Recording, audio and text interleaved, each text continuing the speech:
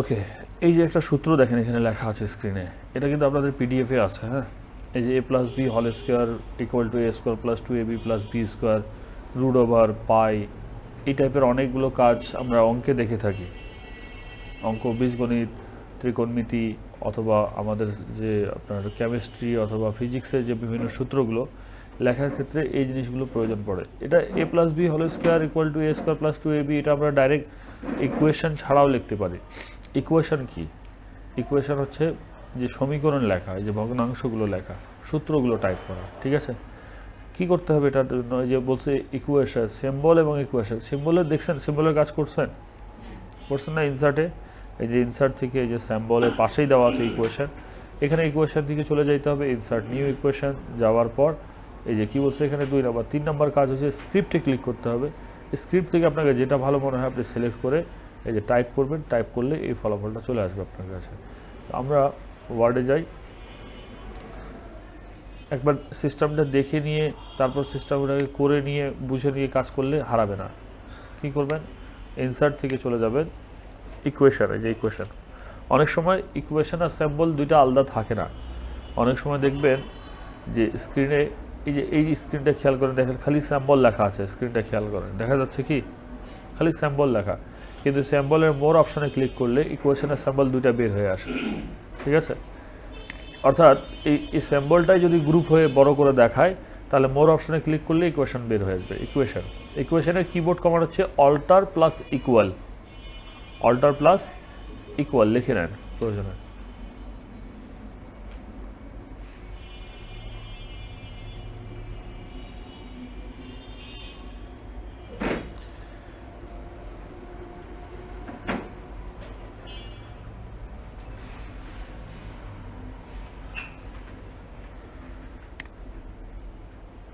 লিখছেন? হ্যাঁ, এই যে ইকুয়েশনে মোর অপশানে যে ছোট্ট ড্রপ ডাউনে ক্লিক করলাম, অনেকটা লিস্ট আসবে। দেখেন অনেকগুলো লিস্ট আসছে না চিত্রের মতো? আমরা চাইলে এখান থেকে ডাইরেক্ট সূত্রগুলোকে নিয়ে এডিট করতে পারি। এটা নিয়ে এডিট করতে পারি, এটা নিয়ে এডিট করতে পারি, এটাও নিয়ে এডিট করতে পারি। এগুলোকে নিয়ে এডিট করা যাবে, চেঞ্জ করা যাবে। কিন্তু নতুন করে সূত্র লিখতে হলে, ওয়ালাইকুম আসসালাম, এই যে ইনসার্ট নিউ ইকুয়েশনে যাব, অথবা এই যে মোর ইকুয়েশন ফ্রম office.com। office.com এটা অনলাইন থেকে, এই যে r = 1/2 এই টাইপের, এই যে এগুলো অনলাইন থেকে এক্সক্লারেটেড মোটেন, এগুলোকে আমরা চেঞ্জ করতে পারি। বাট আমরা যদি টাইপ করতে চাই, ইনসার্ট নিউ ইকুয়েশনে গেলাম, দেখেন একটা বক্স আসছে মাঝামাঝি। আচ্ছা, আসার পর এখানে আবার অনেকগুলো ইকুয়েশন লেখার সূত্র টাইপের, যেমন fraction, script, radical, integral, large operator, bracket, function, accent, limit, এভাবে অনেকগুলো দেওয়া আছে ক্যাটাগরি।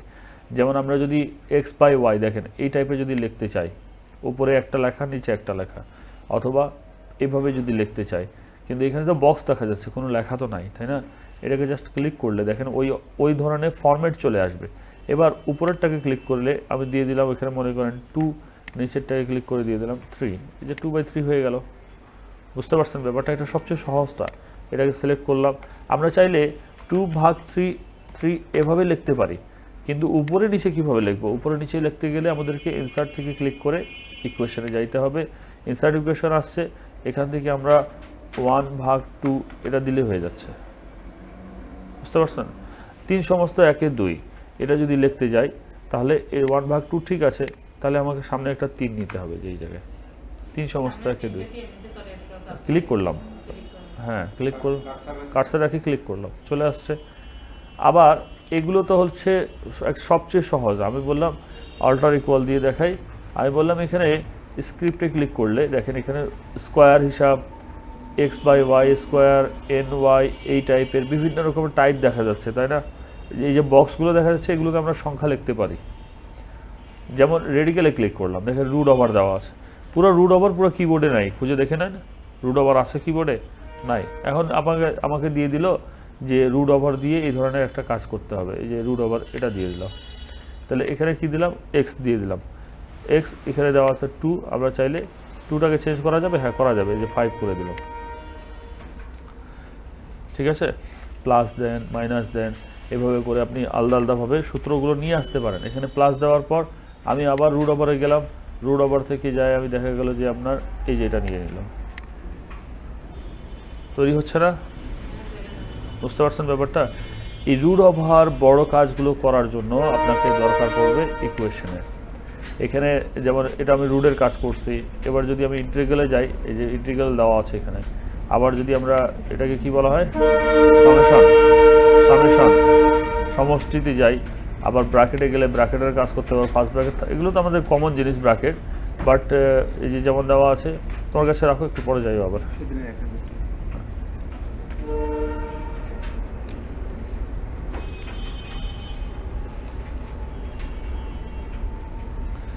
এই যে ফাংশন দেওয়া আছে যেমন সিন থিটা কস থিটা দেওয়া আছে না, এগুলো বিশেষ করে জ্যামিতির ক্ষেত্রে ইউজ করা হয়। সাইন দিয়ে মান দিতে হয়, কস দিয়ে মান দিতে হয়, এই যে কস দিয়ে এখানে একটা মান দিতে হয়, যে বক্সের ভিতরে জাস্ট এই বক্সটাকে ক্লিক করবেন, বক্সটাকে ক্লিক করে এখানে মান বসায় দেন cos 8, আবার এটাকে ক্লিক করলে ইকুয়েশন, এখানে ইকুয়েশন কিন্তু আলাদাভাবে খুলতেছে। আবার এখানে আমার ব্র্যাকেট তো আছেই, অ্যাসেন্ড দেওয়া আছে, অপারেটর দেওয়া আছে, ম্যাট্রিক্স দেওয়া আছে, এই বাদেও এখানে আরও অনেক কিছু আছে, যেমন ফারেনহাইট, ডিগ্রি, এগুলো ডাইরেক্ট কিবোর্ডে নাই, কিন্তু সিম্বল দিয়ে আনতে হয়। কত ফারেনহাইট, এই যেমন আমরা একটা কাজ করলাম কি, এটাকে ডিলিট করে দিই, এখানে লিখলাম 8, দেওয়ার পর এখানে ডিগ্রি দিয়ে দিলাম, এই যে 8 ডিগ্রি সেলসিয়াস। ঠিক আছে, এই টাইপের লেখাগুলো আমাদেরকে কাজ শিখে নেই ঠিকই আমরা, কিন্তু দেখা যায় যদি কেউ লিখতে বলে দেয় তাহলে আমাদের চিন্তায় পড়ে যেতে হয়, এটা কীভাবে লিখবো, 8C তো লেখা যাচ্ছে, ডিগ্রি কিভাবে আসবে, ফারেনহাইট কীভাবে আসবে, এগুলো সবগুলো আমরা ইকুয়েশনে একটু খুব মনোযোগ সহকারে ইকুয়েশনের এই কাজগুলো সবগুলোকে দেখবেন, কোথায় কি আছে দেখা যা থাকলে আপনি কাজ করতে পারবেন। বুঝতে পারছেন? ক্লিয়ার? ওকে, আমি মুছে ফেললাম। তাহলে ইকুয়েশনের কিবোর্ড কমান্ড কি বলেন তো? Alt plus equal. Okay, very good. আচ্ছা, ইনসার্টের মধ্যে একটা কাজ স্কিপ করে গেছি, সেটা হচ্ছে স্ক্রিনশট। স্ক্রিনশট আর ফোল্ডার, এগুলো আমি শেষের দিকে একবার রিপিট করে দেব। এবার আসতেছি লেআউটে, ডিজাইনে। ডিজাইনে আপনি ওয়াটারমার্ক এবং পেজ কালারের কাজ করছেন, তাই না? করছেন না দুজনে? পেজ বর্ডারের কাজ করছেন। ওকে, লেআউটে পেজ সেটআপের কাজ করা হয়েছে, মার্জিন, ওরিয়েন্টেশন হয়ে গেছে, ভেরি গুড। এবার আমরা একটু সিটে যাই। ইকুয়েশনের কাজ শেষ। ইকুয়েশনে প্রথমে কি করতে হবে, কিভাবে, এগুলো একটু পড়বেন, পড়লে সুবিধা হবে কাজগুলো। সিম্বল ইনসার্ট করা হয়েছে? করছি, ভেরি গুড। আমি জানি করছি, কিন্তু আপনাদেরকে জিজ্ঞাসা করলাম। হাইপার লিঙ্ক সংযোজন করা, এটা সম্পর্কে কোনো ধারণা আছে? করেন নাই আপনি? ওটাই ইনসার্ট মানে নিয়ে আসা সিম্বলকে, হ্যাঁ ওটাই সিম্বল। এই যে ইনসার্টে গেলাম, এই যে ইনসার্ট, এই যে সিম্বলকে ইনসার্ট করা মানে যে এখানে ক্লিক করার পর মোর সিম্বল দেওয়া আছে, ক্লিক করলাম, যে কোনো একটা সিম্বলকে সিলেক্ট করার পর কী করতেছি বলেন তো? হ্যাঁ, করা আছে না? এই দেখেন, এগুলো করা আছে, ঠিক না? ওকে, আমি বললাম যে হোয়াট ইজ হাইপারলিঙ্ক। হাইপারলিঙ্কের মাধ্যমে আমরা ডকুমেন্টের যে কোনো ওয়ার্ড বা টেক্সটকে ওয়েবসাইটের সাথে লিঙ্ক করে দিতে পারি। অর্থাৎ কোনো একটি টপিকস বা বিস্তারিত বিবরণ যদি ওয়েবসাইট থেকে, তখন হাইপারলিঙ্কের মাধ্যমে ওয়েবসাইটের অ্যাড্রেসকে লিঙ্ক করে দেওয়া হয়। অর্থাৎ দেখেন, আমরা এখানে ক্লিক করলাম, এই যে ক্লিক করলাম, ক্লিক করে আমরা লিখলাম যে ফাউকন আইটি, লেখাটা বড় ছোটো করে দিই, ফাউকন আইটি is a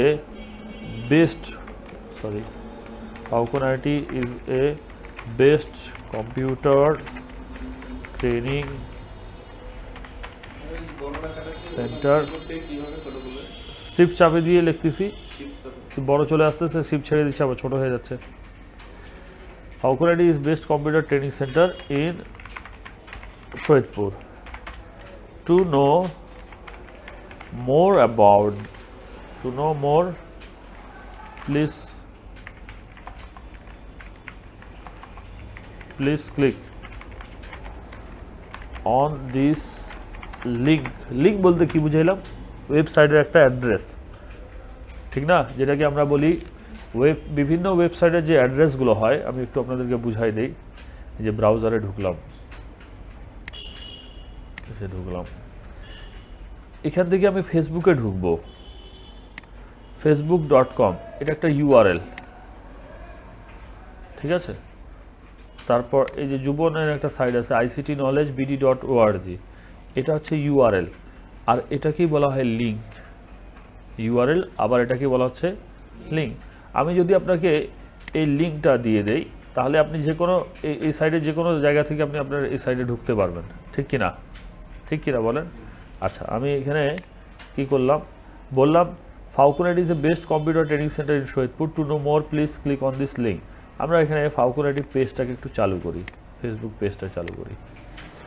এই দেখেন আমাদের একটা ফেসবুক পেজ আছে, আর আমাদের এই পেজের মধ্যে ছুটি এবং প্লাস আমাদের কার্যক্রম, অ্যাডমিশন সব কিছু দেওয়া আছে। হ্যাঁ, আচ্ছা, তো এখান থেকে ডাইরেক্ট এখানে এই যে ফাউকুন পেজে আমরা আনার জন্য কি বললাম, তো now click on this link দিয়ে এখানে লিখলাম ফাউকুন আইটি। তাহলে এটার উপর ক্লিক করলে কেউ সাইডে যাচ্ছি, আমরা ওয়েবসাইটে যাচ্ছি না, তার মানে এটা কোনো হাইপার লিঙ্ক না। হাইপার লিঙ্ক হলে ওটা একটা ওয়েবসাইটের ইউআরএল হবে এবং ওটার উপর ক্লিক করলে ডাইরেক্ট আমরা ওয়েবসাইটে চলে যাব। ক্লিয়ার জিনিসটা? এটার উপর তো যাচ্ছি না, তার মানে এটা কি নাই, হাইপার লিঙ্ক না। আচ্ছা, তাহলে আমরা এই ফাউকুন আইটিকে সিলেক্ট করলাম, করার পর আমরা ইনসার্ট থেকে এখানে আমাদের হাইপার লিঙ্কের একটা অপশান দেওয়া আছে, দেখেন লিঙ্ক লেখা আছে, দেখেন link, add a hyperlink লেখা আছে, add a hyperlink, control কে, কিবোর্ড কমান্ড হচ্ছে কি এটার, কন্ট্রোল কে লিখে নেন, হাইপার লিঙ্কের keyboard command control K.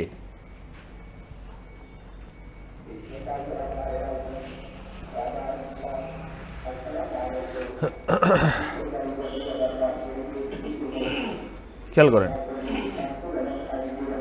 Click করার পর দেখেন এখানে একটা অ্যাড্রেস চাচ্ছে, নিচের দিকে খেয়াল করেন, অ্যাড্রেস চাচ্ছে না, হয়ে গেছে লেখা ফারুক ভাই?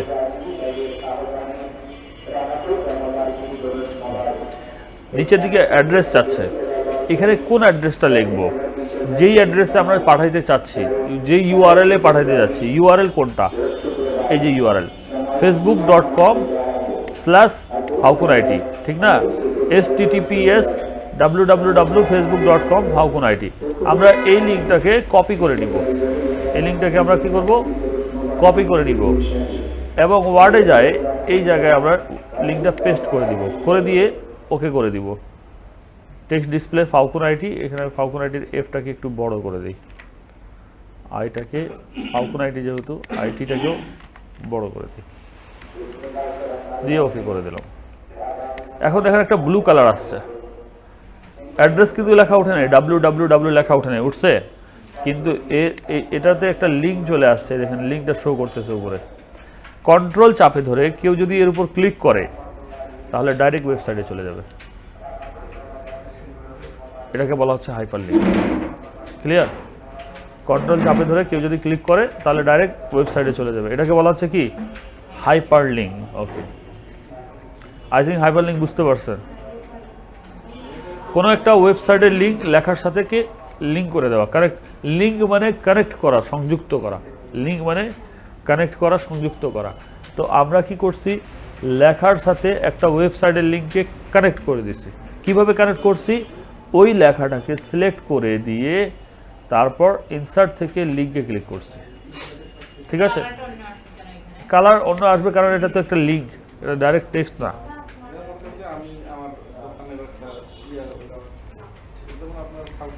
হ্যাঁ,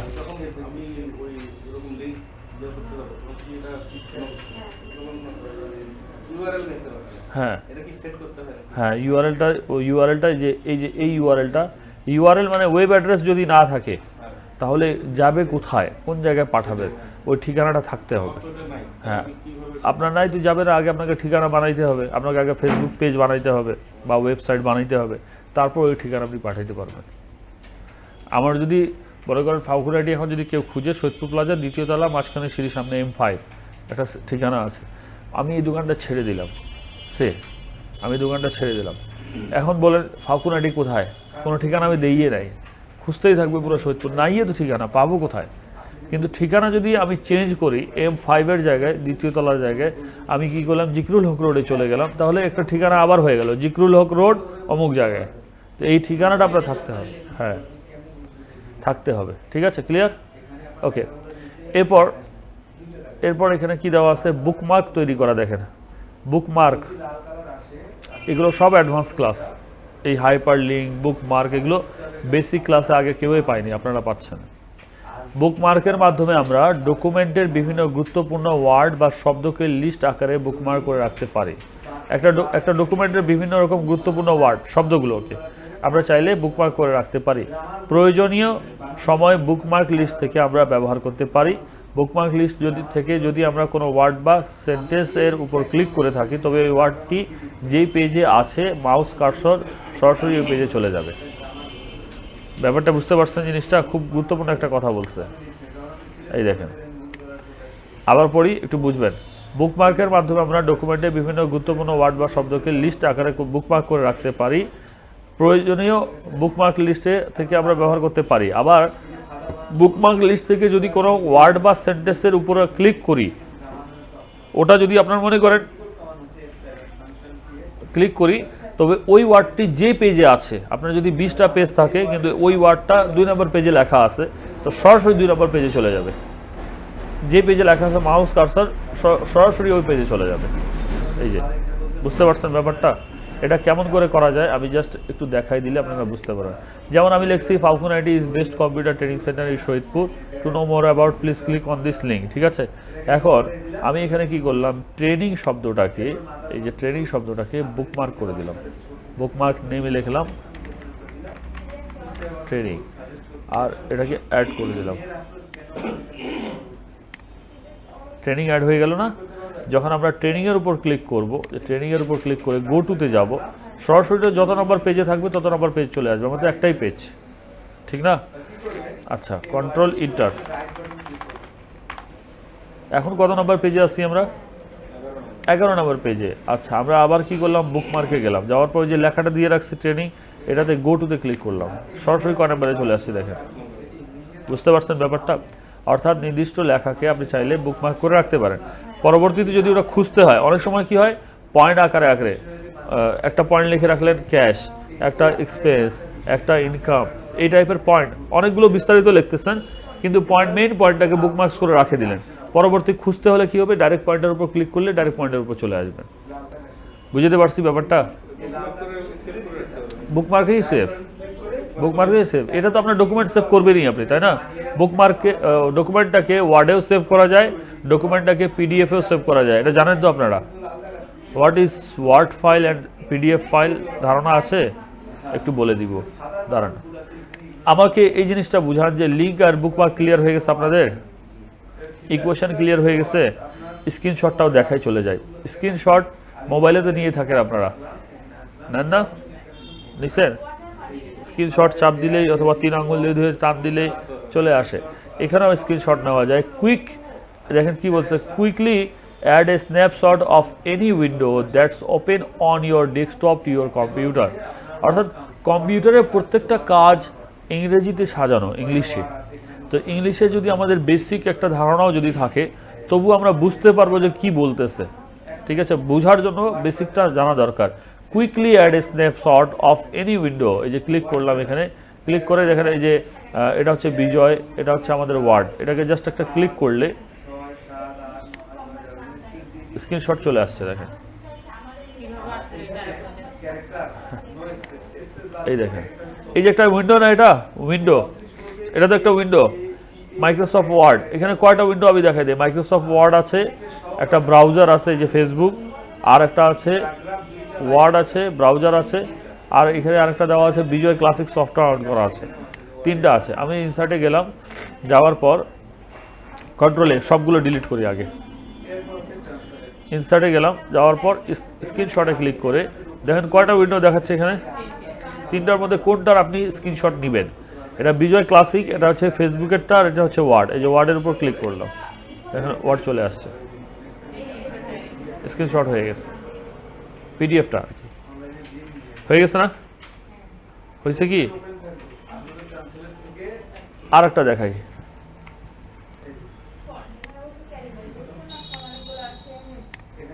এই যে স্ক্রিন দেখা যাচ্ছে, কিবোর্ডের মধ্যে একটা অপশন আছে প্রিন্ট স্ক্রিন। প্রিন্ট স্ক্রিন আছে, এটাকে একবার চাপ দিয়ে দেন। আমার একটা সফটওয়্যার দেওয়া আছে, আমি একটু দেখাই দিই। এই যে লাইট শট নামে একটা সফটওয়্যার দেওয়া আছে, এটাকে আমি একটু ডিলিট করি। এবার আমি প্রিন্ট স্ক্রিন চাপ দিলাম, কিছু হইল? হয়েছে কি না, কিন্তু পুরো স্ক্রিনটা কপি হয়ে গেছে, ক্যাপচার হয়ে গেছে। বুঝবো কীভাবে ভাইয়া? ক্যাপচার তো হইল, বুঝবেন কিভাবে? ওয়ার্ডে যাওয়ার পর পেস্ট করে দেন, কন্ট্রোল ভি, এই যে পেস্ট চলে আসছে, দেখেন স্ক্রিনটা। সবচেয়ে সহজ, কি সহজ? প্রিন্ট স্ক্রিন চাপে দেন, যে স্ক্রিনটা খোলা আছে ওই স্ক্রিনটা ক্যাপচার হয়ে গেল, কন্ট্রোল ভি দিয়ে দেন, ওই স্ক্রিনটা পেস্ট হয়ে গেল। হ্যাঁ, আচ্ছা আমি একটু বুঝাই দিই আরও, যে আপনাদেরকে যদি নির্দিষ্ট এরিয়া সিলেক্ট করে নিতে হয়, এটা একটা উপায়। একটা উপায় কি বললাম? ইনসার্ট থেকে স্ক্রিনশট, এটা একটা উপায়, ঠিক আছে। দ্বিতীয় উপায় কি বললাম? যে ডাইরেক্ট প্রিন্ট স্ক্রিন চাপে ওয়ার্ডে যায় কন্ট্রোল ভি দিবেন, পেস্ট করবেন। তৃতীয় উপায় হলো উইন্ডোজ চাপে প্রিন্ট স্ক্রিনে ক্লিক করবেন। আমি যখন শুধু প্রিন্ট স্ক্রিনে ক্লিক করতেছি, এটা ক্যাপচার হয়ে থাকতেছে, বাট কোথাও সেভ হচ্ছে না। কিন্তু আমি যদি উইন্ডোজ প্রিন্ট স্ক্রিন দেই, এটা ক্যাপচার হয়ে গেল। এটা কোথায় পাবো? এটা আমাদের পিকচারে যায় সেভ হচ্ছে। আমরা যদি আমাদের এই যে ডেস্কটপ থেকে পিকচার্সে যাই, এই যে পিকচার্স, এই যে স্ক্রিনশট লেখা আছে দেখেন, স্ক্রিনশটে ঢুকলে এই দেখেন স্ক্রিনশট যেটা নিলাম এটা এখন সেভ হলো, দেখেন এটা সেভ হয়ে গেল ছবি আকারে। তাহলে ছবি আকারে যদি সেভ করতে হয়, মানে সেভ ফাইল দেখাইতে হয়, মনে করেন অ্যাসেসর বললো যে তুমি স্ক্রিনশট নিয়ে আমাকে সেভ করে দেখাও, যদি বলতো স্ক্রিনশট নিয়ে ওয়ার্ডে দেখাও তাহলে ডাইরেক্ট প্রিন্ট স্ক্রিন দিয়ে পেস্ট। যদি বলে সেভ করে দেখাও তাহলে কি করবেন? উইন্ডোজ চাপে ধরে প্রিন্ট স্ক্রিন চাপে দেন, ছবি ক্যাপচার হয়ে গেল এবং সেভও হয়ে গেল। কোথায় সেভ হলো? মাই পিসি থেকে আমরা যাব পিকচার্স, এই যে পিকচার, এখানে থাকে না ডাউনলোড, ডকুমেন্ট, পিকচার, মিউজিক আছে না, পিকচারে ঢুকলে স্ক্রিনশট নামে একটা ফোল্ডার অটো তৈরি হয়ে যাবে। এই স্ক্রিনশট ফোল্ডারে ঢুকলে দেখেন এই পিকচারটা একটু আগে আমি ক্যাপচার করলাম, চলে আসছে না? বুঝতে পারছি ব্যাপারটা? ওকে, তাহলে আপনাদের কাছে সময় এখনও আধা ঘন্টা আছে, আমরা একটু পিডিএফটা আরেকবার দেখে ফেলি। এই যে অলরেডি আমরা কি করলাম? বুকমার্ক কাজ করে ফেলছি, তারপর হচ্ছে ওয়াটারমার্কের কাজ করছেন আপনারা। আচ্ছা, তারপর একটু নিচের দিকে যাই, পেজ বর্ডারের কাজ করছেন, ভেরি গুড। টেবিল অফ কন্টেন্টসের কাজ তো করলেন কিছুদিন, কালকেই করছেন এটা। তারপর হচ্ছে কলাম ব্রেক করা, এটা আগেই করছেন। আচ্ছা, সেশন ব্রেক করা, কন্টিনিউয়াস সেকশন ব্রেক, এগুলো হচ্ছে সবগুলো পেজ সেটআপের কাজের মধ্যে ছিল, লেআউটে। এই যে কলাম ব্রেকস থেকে কলাম ব্রেক করা, অর্থাৎ আমাদের কাছে কলাম যদি দুইটা থাকে, টু কলামস, একটা কলাম আমরা লিখতেছি, লেখার অবস্থায় আমি আরেকটা কলামে যাইতে চাচ্ছি, এক কলাম থেকে দ্বিতীয় কলামে, তাহলে কি করব? ব্রেকে ক্লিক করে আমরা ডাইরেক্ট কলামে ক্লিক করলেই দ্বিতীয় কলামে চলে যাব, কন্টিনিউয়াস ক্লিক করলে চলতে থাকবে, ঠিক আছে। এগুলো আপনারা করছেন এর আগে, পেজ সেটআপের সময় কাজগুলো করছিলেন। ওকে, তো আমরা একটু নিচের দিকে আরও যাই। ডকুমেন্ট সেভ করা পারেন? ডকুমেন্ট সেভ করার ক্ষেত্রে একটু বলে দিই, মাইক্রোসফট অফিস ওয়ার্ডের এক্সটেনশন হচ্ছে docs.doc। What is extension? অর্থাৎ মাইক্রোসফট অফিস ওয়ার্ডের যে ফাইলটা আমরা তৈরি করি, যেমন আমার পুরো নাম হচ্ছে মোহাম্মদ আবিদ হোসেন খান, আমার পুরো নাম, আমার ভাইয়ের নাম হচ্ছে খান, আমার বাবার নামের শেষেও খান, তো আমাদের বংশীয় একটা নাম হচ্ছে খান। আমার নাম আবিদ, আমার ভাইয়ের নাম শাহিদ, তারপর জাহিদ, তারপর জাভেদ, এভাবে প্রত্যেকের নাম আলাদা, বাট সবার নামের শেষে কি আছে? একটা টাইটেল আছে খান। কারো থাকে ইসলাম, কারো থাকে চৌধুরী, থাকে একটা টাইটেল, বংশীয় নাম যেটাকে বলি। তো মাইক্রোসফট ওয়ার্ডের প্রত্যেকটা নামের শেষে এই টাইপের একটা নাম যুক্ত হয়, অর্থাৎ এই নাম দেখলে বোঝা যাবে যে এটা কোন প্রোগ্রাম দিয়ে তৈরি করা হয়েছে। যেমন এই দেখেন, এটা একটা ফাইল, এই দেখেন দেখা যাচ্ছে তো, এটা একটা ফাইল। আচ্ছা, যেমন এটাও একটা ফাইল, এটাতে ডাব্লিউ দেখা আছে, এটাতে এক্স লেখা আছে, এটা হচ্ছে ওয়ার্ডের ফাইল, এটা হচ্ছে এক্সেলের ফাইল। বোঝা যাচ্ছে কেন? কারণ আইকনটা দেওয়া আছে। যদি আইকন দেওয়া না থাকতো তাহলে কিভাবে বুঝতাম যে এটা ওয়ার্ডের ফাইল?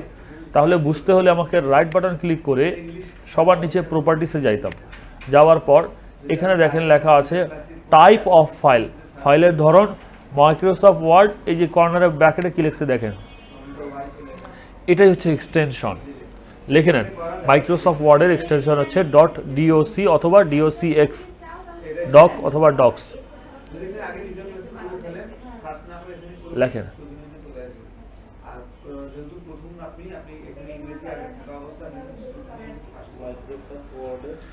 ফাইল এক্সটেনশন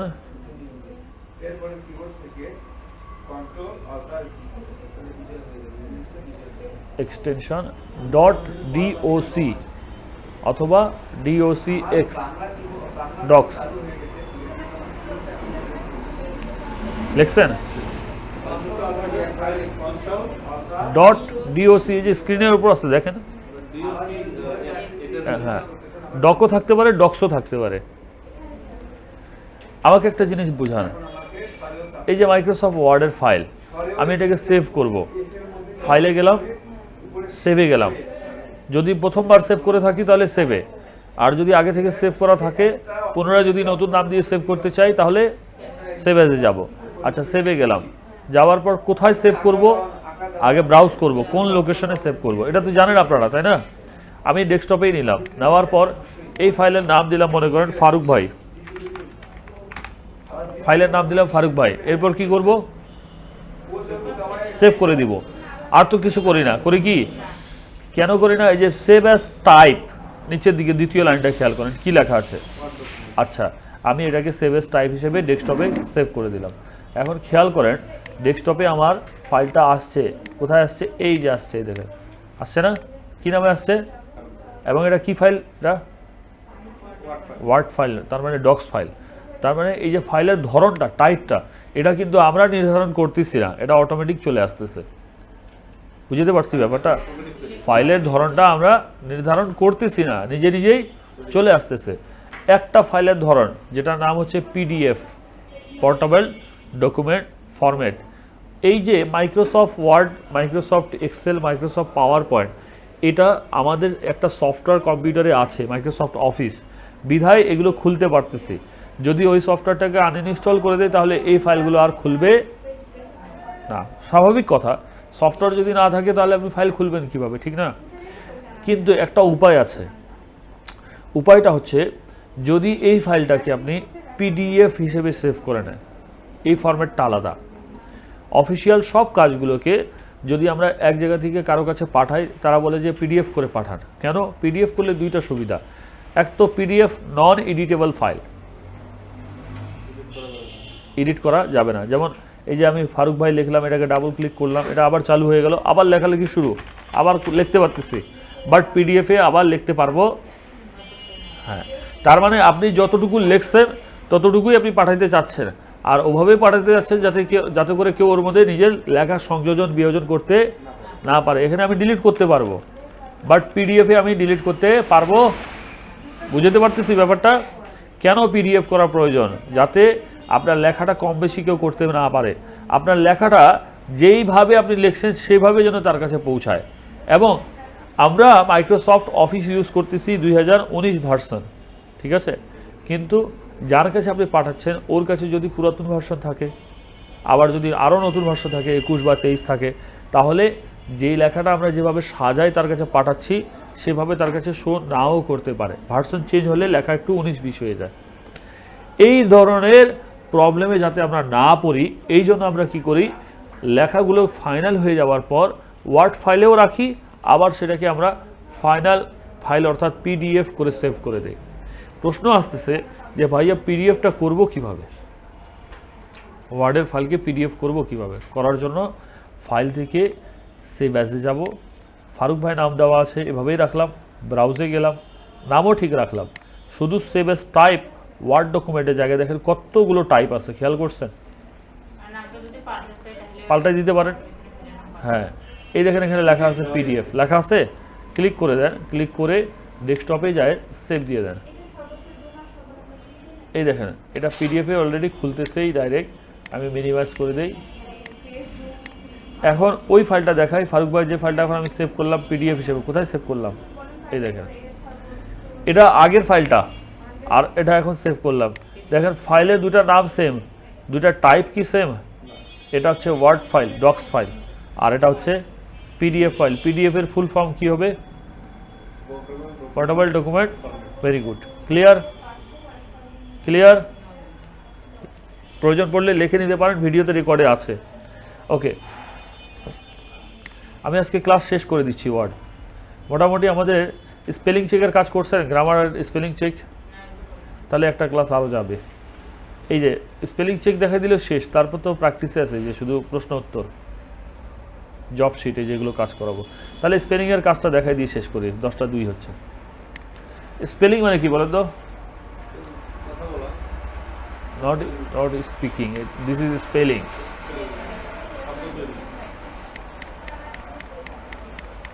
আচ্ছা,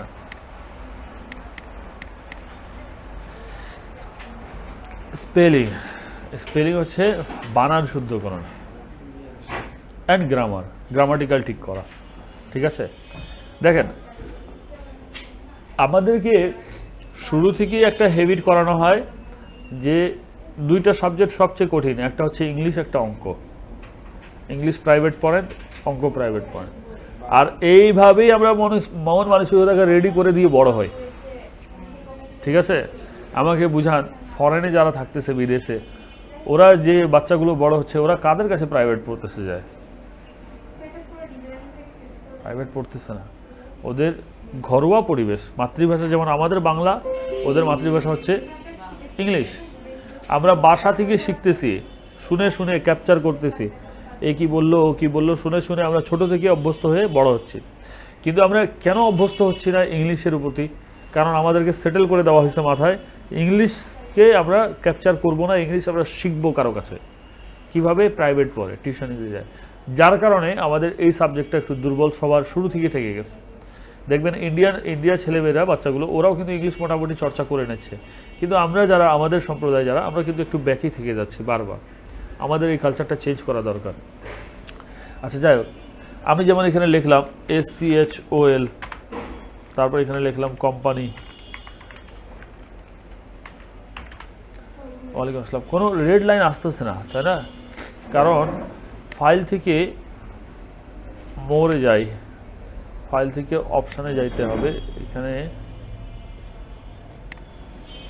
এই যে অপশান, এখানে আমার প্রুফিং অপশানে চেক স্পেলিং অ্যান্ড গ্রামার, এগুলো তো অন করা আছে। আপার কেস, অটো কারেকশন একটু ঢুকি, সবই তো অন আছে।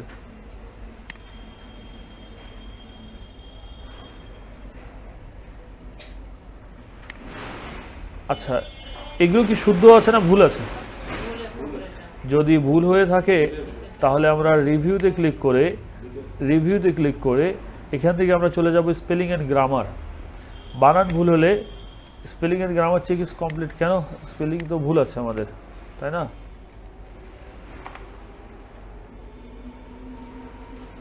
কিছু একটা, আচ্ছা এখানে আমরা কলাম করে রাখছি।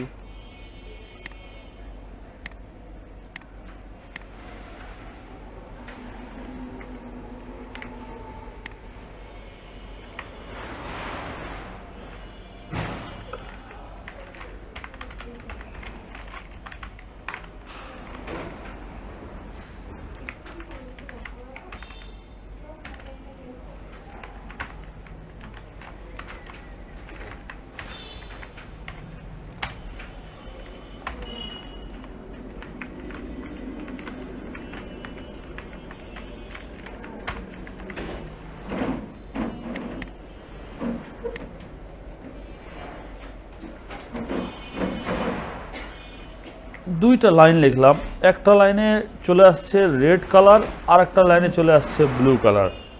যখন আপনার স্পেলিং ভুল হবে, রিভিউতে যান, স্পেলিং মানে বানান যদি ভুল হয় তাহলে লাল কালি করে দেখাবে, গ্রামার যদি ভুল হয় তাহলে ব্লু কালার করে দেখাবে।